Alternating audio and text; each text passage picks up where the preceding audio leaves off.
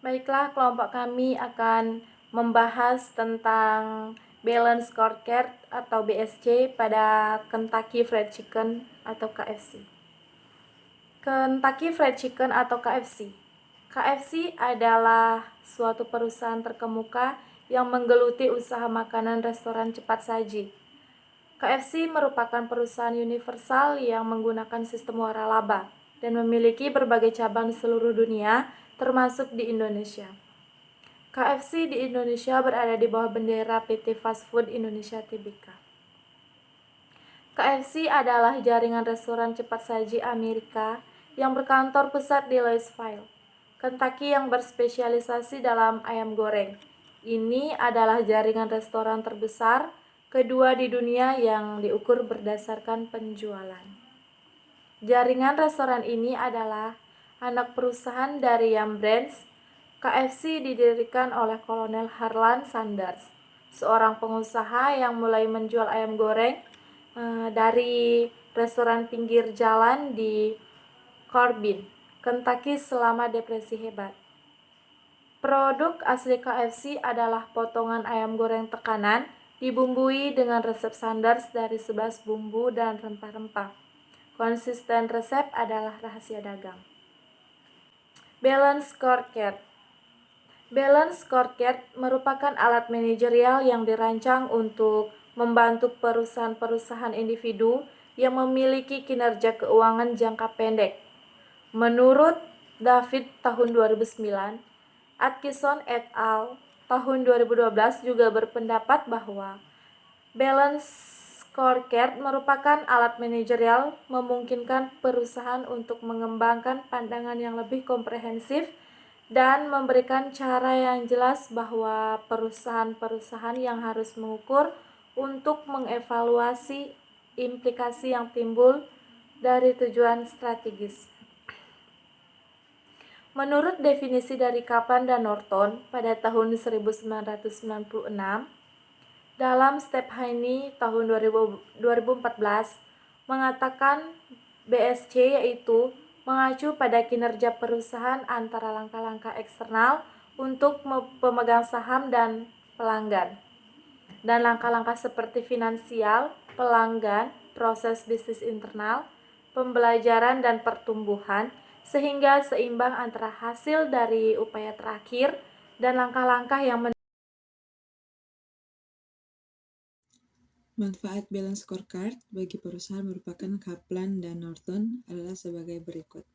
Yang pertama, Balance Scorecard mengintegrasikan strategi dan visi perusahaan untuk mencapai tujuan jangka pendek dan jangka panjang. Yang kedua, Balance Scorecard memungkinkan manajer untuk melihat bisnis dalam perspektif keuangan dan non-keuangan, dalam artian pelanggan, proses bisnis internal, dan belajar dan bertumbuh. Yang ketiga, Balance Scorecard memungkinkan manajer menilai apa yang telah mereka investasikan dalam pengembangan sumber daya manusia, sistem, dan prosedur demi perbaikan kinerja perusahaan di masa mendatang. Dan yang terakhir, membangun Balance Scorecard. Sebelum Balance Scorecard diterapkan oleh suatu organisasi terlebih dahulu harus membangun atau menyusun Balance Scorecard. Langkah-langkah Balance Scorecard meliputi 4 proses manajemen baru. Pendekatan ini mengkombinasikan antara tujuan strategi jangka panjang dengan peristiwa jangka pendek. Keempat proses tersebut menurut Kaplan dan Norton adalah yang pertama, menerjemahkan visi dan misi strategi perusahaan untuk menentukan ukuran kinerja. Visi organisasi dijabarkan dalam tujuan dan sasaran. Visi adalah gambaran kondisi yang akan diwujudkan oleh perusahaan di masa datang. Tujuan juga menjadi salah satu landasan bagi perumusan strategi untuk mewujudkannya. Dalam proses perencanaan strategik, tujuan ini kemudian dijabarkan dalam sasaran strategik dengan ukuran. Yang kedua, mengkomunikasikan dan mengaitkan berbagai tujuan dan ukuran strategis pencapaiannya. Balance Scorecard dapat dilakukan dengan cara memperlihatkan kepada tiap karyawannya apa yang dilakukan perusahaan untuk mencapai apa yang menjadi keinginan para pemegang saham dan konsumen. Hal ini bertujuan untuk mencapai kinerja karyawan. Yang ketiga, merencanakan, menetapkan sasaran, menyelenggarakan berbagai investif strategis yang baik. Rencana bisnis memungkinkan organisasi mengintegrasikan antara rencana bisnis dan rencana keuangan mereka. Balance scorecard sebagai dasar untuk mengalokasikan sumber daya dan mengatur nama yang lebih penting untuk diprioritaskan, akan menggerakkan ke arah tujuan jangka panjang perusahaan secara menyeluruh. Dan yang terakhir, meningkatkan umpan balik dan pembelajaran strategis. Keempat proses ini akan memberikan strategis learning kepada perusahaan. Dengan balance scorecard sebagai pusat sistem perusahaan, maka perusahaan melakukan monitoring terhadap apa yang telah dihasilkan perusahaan dalam jangka pendek.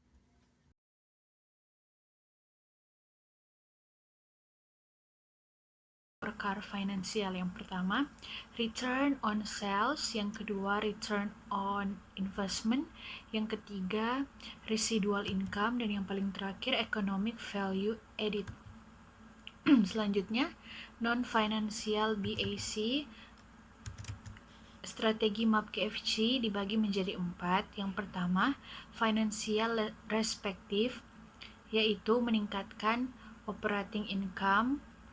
Selanjutnya, meningkatkan nilai stakeholders. Yang kedua, customer respective, yaitu kepuasan pelanggan dan mendapatkan pelanggan yang baru. Yang ketiga, internal business process respective, yaitu meningkatkan kualitas produk, menambah menu baru, mengurangi waktu pengiriman barang, dan yang paling terakhir, pengiriman yang tepat waktu oleh suppliers. Yang keempat, learning and grow perspektif. Yang pertama, meningkatkan skill pegawai, dan yang paling terakhir, meningkatkan kapasitas sistem informasi. Strategic objektif, financial perspektifnya, meningkatkan operating income, meningkatkan nilai shareholder. Customer perspektifnya, kepuasan pelanggan, mendapatkan pelanggan yang baru, sedangkan internal business process perspektifnya meningkatkan kualitas produk. Yang kedua, measures, financial perspektifnya, operating income pada produk, dan earnings per share.